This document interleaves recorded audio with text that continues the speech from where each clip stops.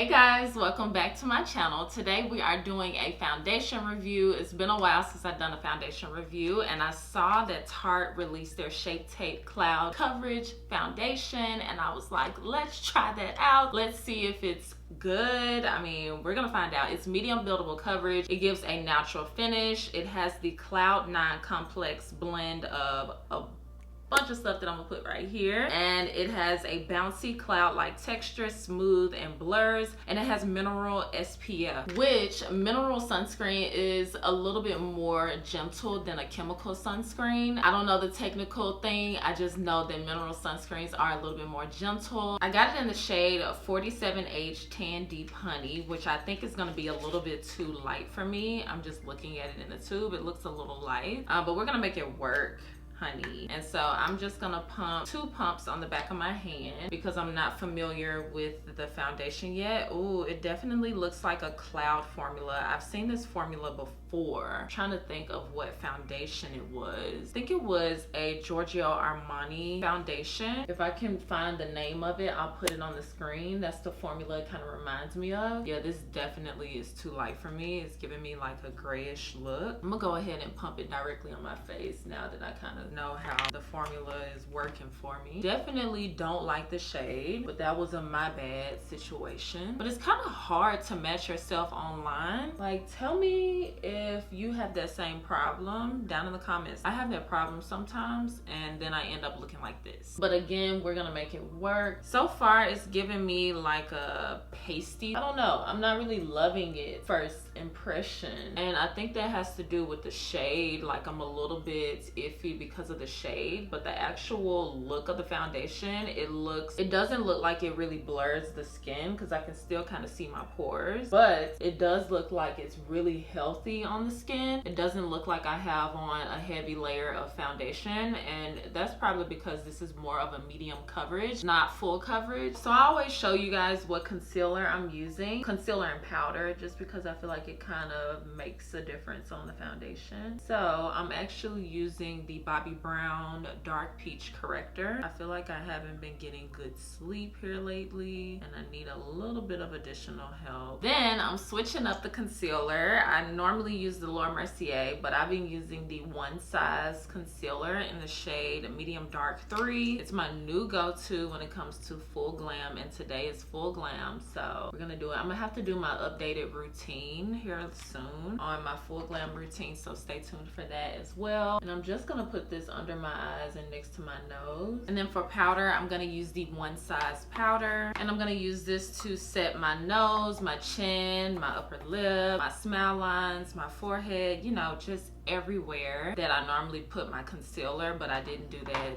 today. I just put it underneath my eyes, but I still want to make sure that those places remain matte. So I'm gonna finish the rest of my makeup, and I'll be right back with you guys. So I just finished my makeup, and I did film a tutorial just in case if you guys want to see it. I will link it below. But anyway, I just finished my makeup, and I actually really like the foundation now, but I have jazzed it up with applying blush, highlight, bronzer, so it feels super lightweight. I actually really like the way that it feels on my skin. It doesn't feel super heavy or anything like that. It feels like I have nothing on. I am slightly creased in my smile line right here, but literally everything creases in my smile line these days, except like super full coverage matte foundations don't really crease. But yeah, so I'm not gonna fault it on that at all. I'm just gonna keep an eye on it throughout the day and make sure it doesn't get worse, and if it does get worse, let you guys know. But yeah, so I mean, I love how the foundation is looking so far. It looks really, really nice on the skin. I paired it with that setting powder that I showed you guys, and that setting powder, one of you guys suggested it to me. That setting powder is life. It took me a minute to like love it, but now I absolutely love it. The One Size setting powder. But anyway, I'm gonna keep this on for the rest of the day, and I'll let you guys know how it wears. I applied the foundation at 8:07 a.m. so So we're gonna keep it on for a few hours and then I'll check back in with you guys throughout the day.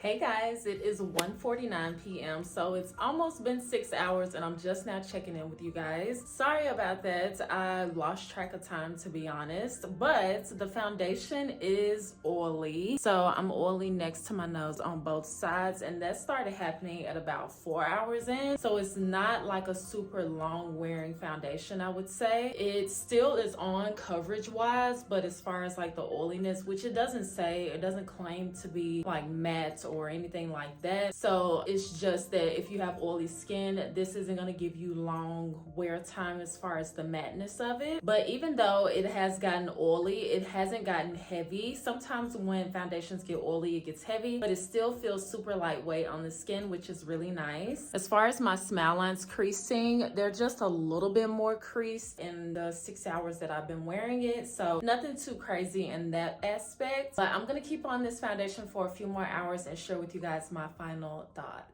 Hey guys, so it is 7:44 p.m. so I've had this foundation on for almost 12 hours and I am super oily. Like, you can see how oily I am next to my nose and on my forehead, just a little bit shiny, but I am super oily next to my nose. Like, I'm ready to take off my makeup. So it's definitely not a long wearing foundation if you have oily skin, but I do like the feel of the foundation. It wouldn't be like my go-to foundation for everyday basis or anything like that, but it's definitely not a bad foundation. I did the flashback test and I tested it in a lit room and a dark room, and in both situations it did not have any flashback, which is super nice. I definitely don't think I like the foundation enough to get like my correct shade or anything like that. It ended up working out just fine, but yeah, just letting you guys know that I don't think that I'm planning on getting my correct shade, but it definitely, like I said, is not a bad foundation. It's just not my go-to. I'm thinking if you paired this foundation with a primer or something like that, it will wear a lot nicer. But yeah, it's definitely not bad. So let me know what you guys think down in the comments below, if you plan on trying this foundation or if you have tried this foundation. Thank you all so much for watching. Make sure that you subscribe before you leave and thumbs up this video, and I promise I'll see you guys next time. Bye guys.